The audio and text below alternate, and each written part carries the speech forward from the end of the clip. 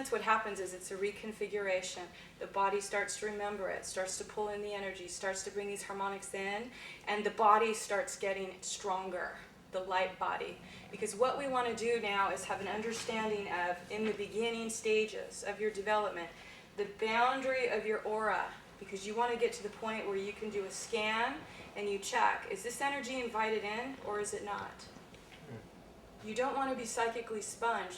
This is about energetic mastery of your field. You start to be able to scan, and because what's happening in this state, when we're in the pool of consciousness, is we generally, through the law of harmonics, which I described earlier, we get psychically sponged by energies that we didn't invite in. And then we're drained and we're exhausted. We are not here to be martyrs or to give our blood. We are here to thrive and be nourished and be abundant and hold the abundant energy, and it takes us nourishing ourselves first before our soma and nourishment can now extend to others. So this is my suggestion, would be to work with that frequency, see how you feel, but through the intention, it is the sovereign. They have said that these energy signatures are very powerful. When you are challenging any entity or energy or thought form or whatever it is, you feel an intrusion or something going on, your frequency, the 3 frequency is, I am God, I am sovereign, I am free. If you are not in alignment to that, out of here. That's it. Now what happens is other energies, demonic energies, possessions, etc., they're tricky. They always find in a, so if you just say, look, that's it, there's nothing they can do with that frequency when you are in your power.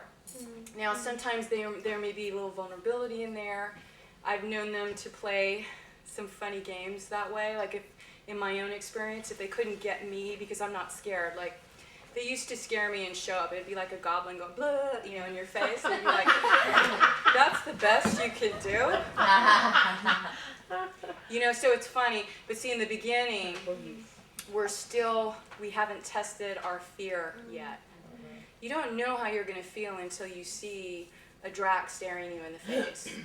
How are you going to feel? When it happens, then you know. So this is the issue, is becoming more relaxed around phenomena, understanding there's all kinds of phenomena in this multidimensional world. There's nothing to fear. You are God consciousness. You are completely connected to that source. There's a lot of strange and unusual phenomena that we haven't been told exist, so it's strange and unusual even though it's just how it is. So we're changing our whole paradigm of our awareness and getting more used to it. And as you do, you just become, again, the goal is neutral. You just see it and observe. And then you really get that strength. You'll feel an integrity of your field start to build strength. And again, it's a process, if you will. But is that helpful? Thank you. Lisa. I know you're going to ask me some astrophysicist. It correlates with what you're just talking about. Yes. In the last month, I've had some days where I have felt drained of energy, felt like taking a nap, or even 2 naps, which I'm not accustomed to before in my life during the day. And would I accurately assume this is negative entities that are attempting to... Honestly, for you, because I'm very aware of your energy field, in the last 3 months since the summer, we have had a tremendous shift in the magnetosphere.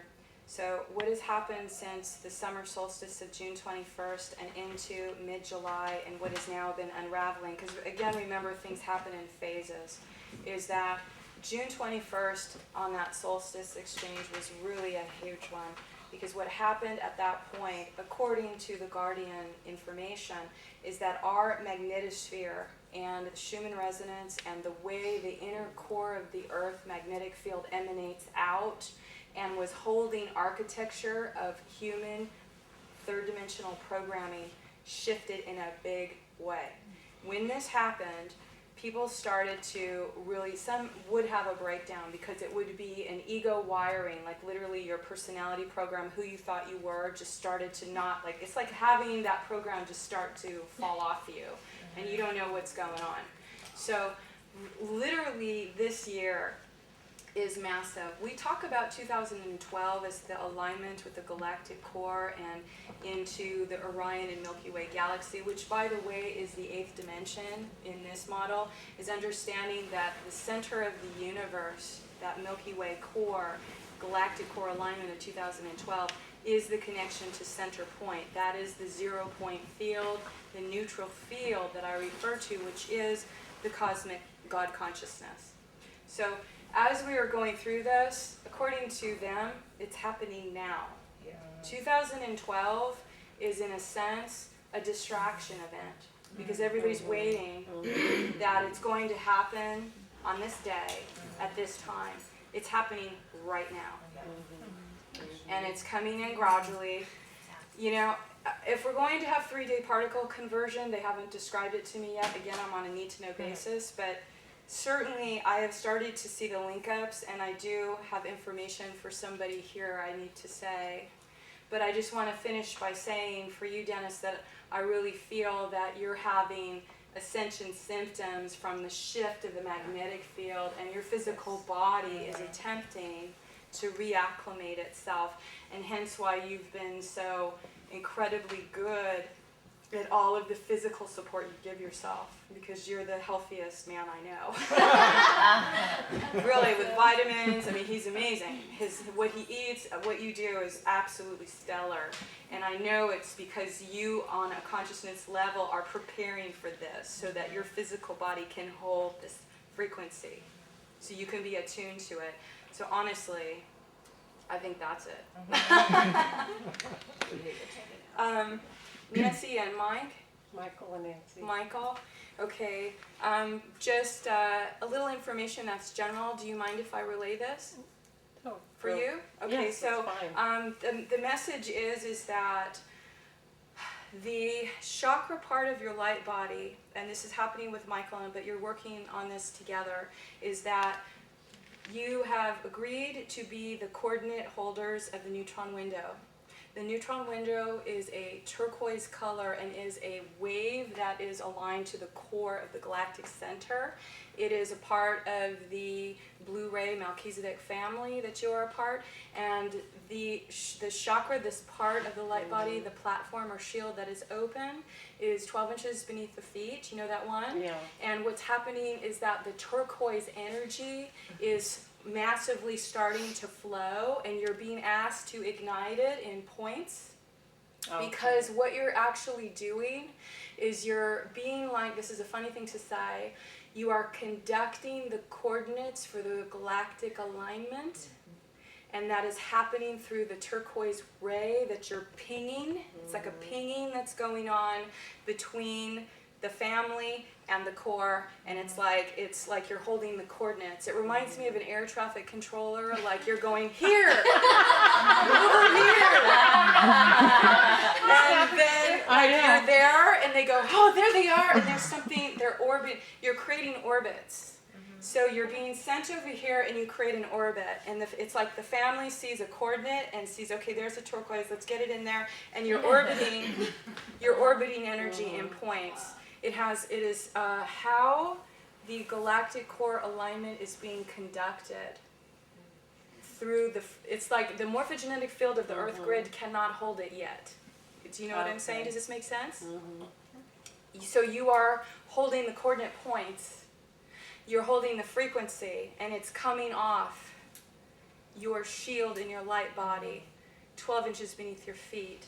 And this is why I'm hoping, and again, as we hold this, I'm going to ask that the appropriate guardians assist in the alignment of the axitonial line so that it's not so unpleasant or painful in the physical realm. Oh, good. At the foot level. Is that why we've moved around so much in the past 3 years? And I've been down to Machu Picchu and Brazil in the last 3 years also. Yeah, Scott, for whatever reason, I started to understand that the alignment coming from the galactic core can't be conducted in all levels of the planetary field because there are parts of the grid that cannot conduct it. You know what I'm saying? From damage, or it just doesn't have the code reference. there is so there's like a transference happening, but it's of the turquoise ray. The turquoise ray is coming from that, instead of the platinum energy. Oh, okay. You know what I'm saying? It was conducting platinum in there.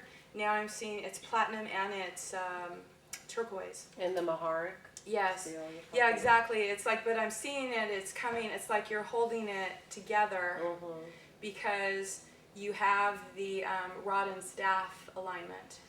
The rod and staff alignment is the female and the male energy. It comes together, creates a trinity. You're able to hold this. Okay. So when you do this together, this may be a helpful visualization of having awareness. The masculine feminine principle in its wholeness is creating a third energy, a trinitized form. That form is can hold the frequency of this. And so you're exchanging that in specific points. And again, as you know how it works, you don't even have to think about it. You'll just, oh, we're going here. Okay? That's how it works. I hope that makes sense. But someone wanted from and it is a Melchizedek family member, wanted to relay that to you so that you have a greater understanding as to why this is important right now specifically. It's got amped up lately. Yeah. Thank you. Hi, I would love to ask you this question. I'm really curious about the controllers, and I have a pretty spotty understanding. I understand that, I'm not sure what I understand, but I'm also concerned about, I've never heard it put into terms of an actual membrane cutting off. And was that a gradual process? Or was that like at one time, like an intention? Because it seems to me that maybe, and I'm totally projecting because it's a big interest area of mine.